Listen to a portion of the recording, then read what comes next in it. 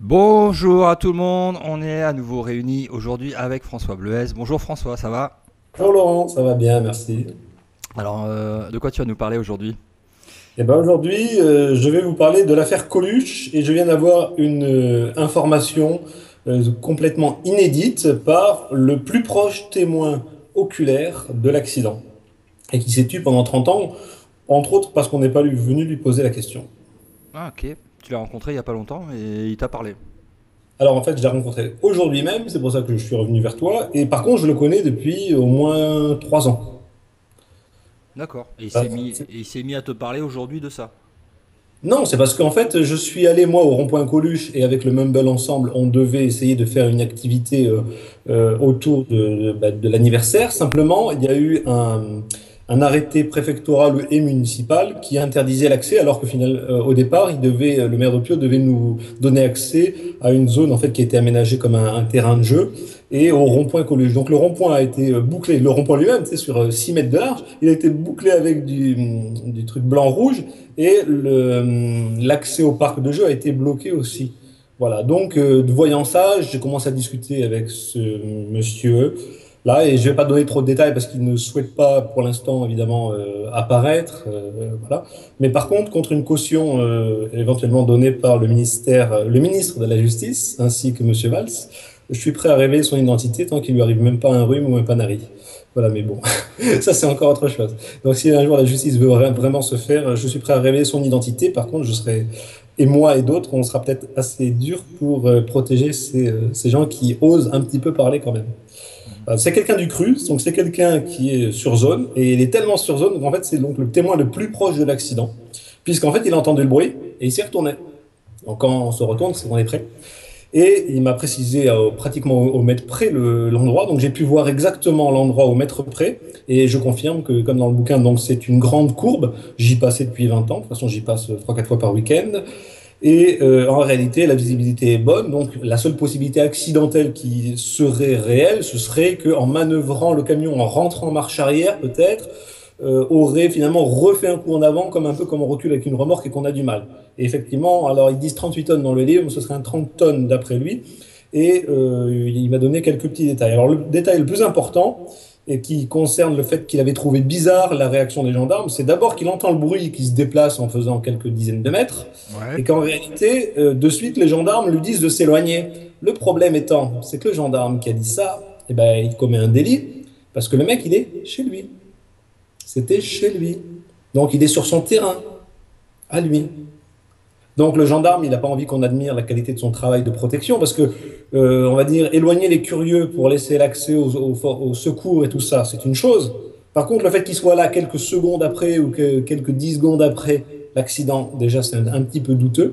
Donc des gendarmes qui sont là une dizaine de secondes, une vingtaine de secondes, ça confirme tout ce qu'il y a dans le bouquin de, comment il s'appelle là, j'ai plus son nom, bon, on mettra le lien dans la Ouais. vidéo qui sera sous l'article, sur la contre-enquête sur la mort de Coluche. Et puis, donc lui, bah, il s'approche, et puis les gendarmes lui disent, non, éloignez-vous, monsieur, vous ne devez pas rester là. Mais il était chez lui à travailler sur son terrain.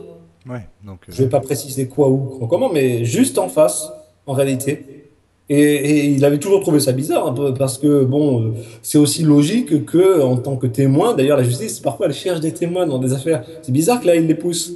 Donc il m'a confirmé ça et il me dit j'avais toujours trouvé ça bizarre. En plus ils ont éloigné tous les autres et tout, ils ont fait place nette. mhm. Et il a confirmé donc effectivement le fait que le phare était cassé, le phare du camion. Donc il a les détails, il a aussi d'autres détails. Par exemple, il m'a dit l'histoire par exemple, du pont, du petit pont qui supporte soi-disant que 5 tonnes.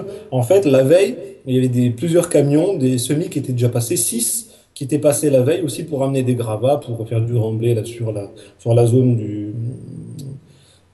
du camping en fait. Et Ouais. donc il m'a dit il y a une sorte de goulotte, mais bon, ça a supporté le passage.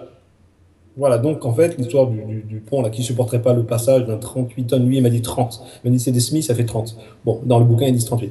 Donc il m'a donné les détails, on a discuté de façon prolongée, peut-être 20 minutes. Et en plus, pendant qu'on discutait, il y avait des gendarmes qui arrêtaient pas de passer. Et en fait, ils surveillaient pour pas qu'il y ait des gens qui s'installent pour occuper les lieux, faire un hommage, ou voilà, parce qu'apparemment, le souci, c'était une récupération politique. Donc le gars me confirme tout simplement que ça fait 30 ans qu'il a l'info, Mhm. qu'il en a parlé à personne parce que personne n'est venu lui demander, et surtout que quand il s'est approché, en marchant sur son propre terrain, eh bien les gendarmes lui ont dit reculez monsieur, dégagez, dégagez, vous ne devez pas rester là. Mhm. Il ne doit pas rester sur son terrain, il doit aller où? C'est assez hallucinant, quoi. Ouais. Voilà. Donc je suis prêt, moi, à donner la source, mais contre une garantie de la protection de la personne. Et quand on voit que même des dirigeants internationaux ont facilement du polonium dans la gamelle, bon, voilà, je fais pas confiance à nos escrocs en place. Voilà, même en leur serrant la main, j'aurais peur qu'ils polonium et qu'ils aient mis un étanchifiant sur leur propre peau, tu vois. Donc voilà.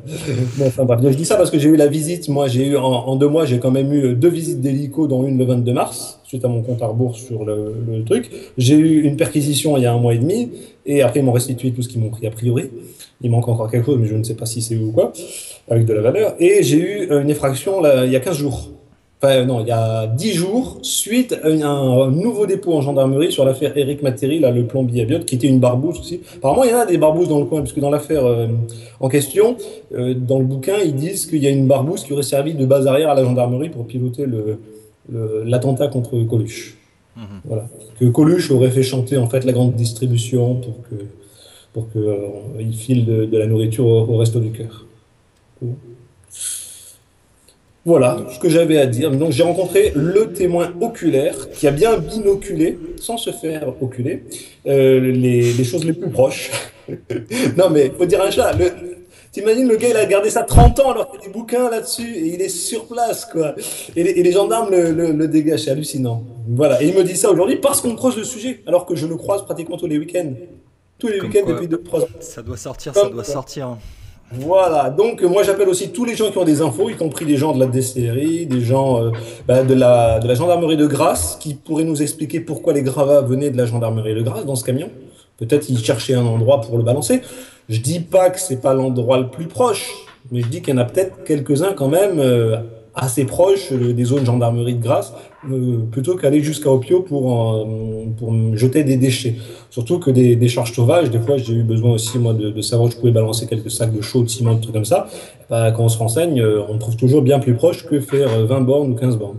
Mhm. Voilà, donc j'ai plus que des doutes que la gendarmerie aille envoyer ses gravats en remblai à Opio. Il y avait sûrement d'autres zones. Donc après, la question aussi de la courbe. La courbe, oui, elle fait allez, 300 mètres et elle est absolument pas violente à la zone de l'accident. Donc, et comme le dit le gars qui a fait le bouquin, il faut être à 170 pour avoir du mal à freiner. Et même à 170, on freine en 20 mètres. La route est parfaite, bien dégagée. Donc, c'est pas du tout la route sinueuse qui est 3 kilomètres avant.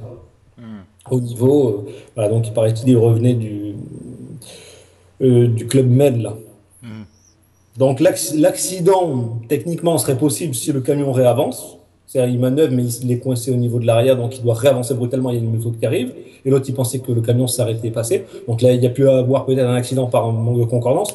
Mais le fait que les gendarmes arrivent aussi Aussi spontanément, vite aussi sur le vite, lieu. c'est totalement impossible. C'est totalement impossible. Mhm. Donc moi, j'accuse la gendarmerie de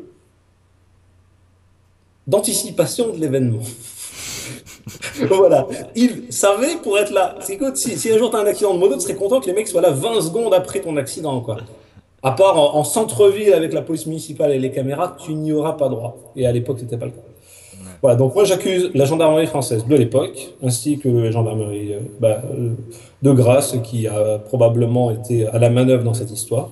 Je les accuse gentiment de savoir qu'il y allait avoir quelque chose à cet endroit-là pour y être aussi vite, pas plus vite qu'un mec qui a 20 mètres à faire à pied, Ouais. sur son propre terrain.